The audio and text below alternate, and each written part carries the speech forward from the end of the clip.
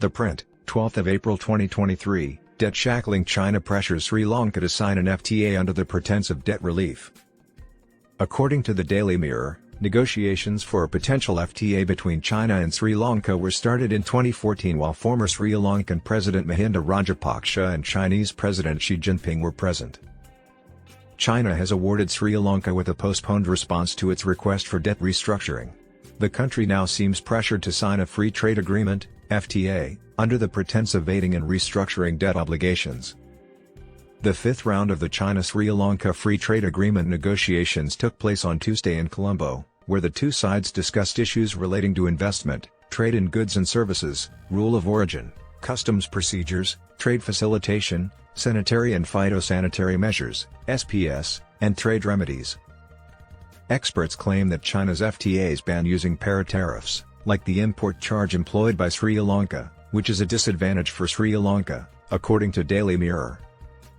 A deal that lowers trade barriers on hundreds of other products but excludes these essential exportable products from the rest of the world and China will not help Sri Lanka's export growth because its exports are restricted to a few products. China has provided Sri Lanka with several loans for various infrastructure projects, including a port, an airport, highways, and other vital tasks, since the end of the Sri Lankan civil war in 2009.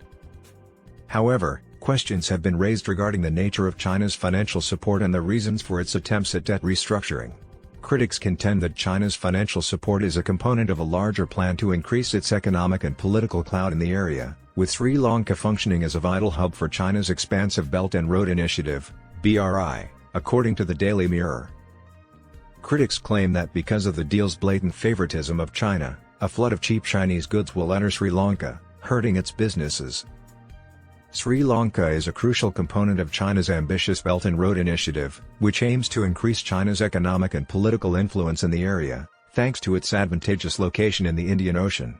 According to the Daily Mirror, critics have voiced resistance to China's campaign for the FTA, arguing that it would not be in the nation's best interests. In addition, Sri Lanka's rising economic dependence on China is causing significant concerns. According to experts, the nation is at risk of stumbling into a financial trap that might undermine its control over its economic destiny. To ease these worries, Sri Lanka intends to broaden its economic relations and look into potential new business ventures with other regional nations.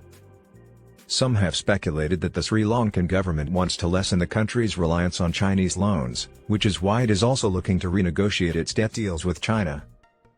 The possibility of employment losses is one of the potential drawbacks of signing the FTA with China.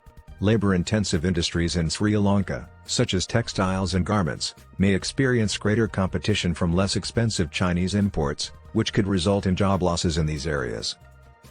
According to the Daily Mirror, this might be particularly troublesome for Sri Lanka, which already has high unemployment rates and a faltering economy. Regulator standards are another potential drawback of joining an FTA with China. Sri Lanka would need to align its regulatory framework with China as part of the FTA negotiations, which could result in a race to the bottom regarding labor standards, environmental protection, and intellectual property rights.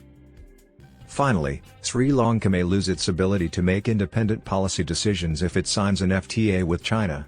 Sri Lanka might be required to follow specific guidelines outlined in the FTA, which might restrict its freedom to pursue particular policies in areas like commerce, labor standards, and the environment.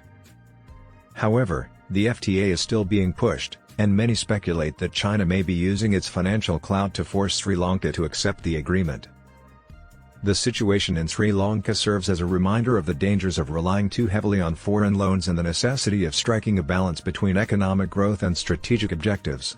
Concerns over China's expanding economic and political power in the area have been expressed in light of its debt restructuring efforts in Sri Lanka and its drive for the FTA.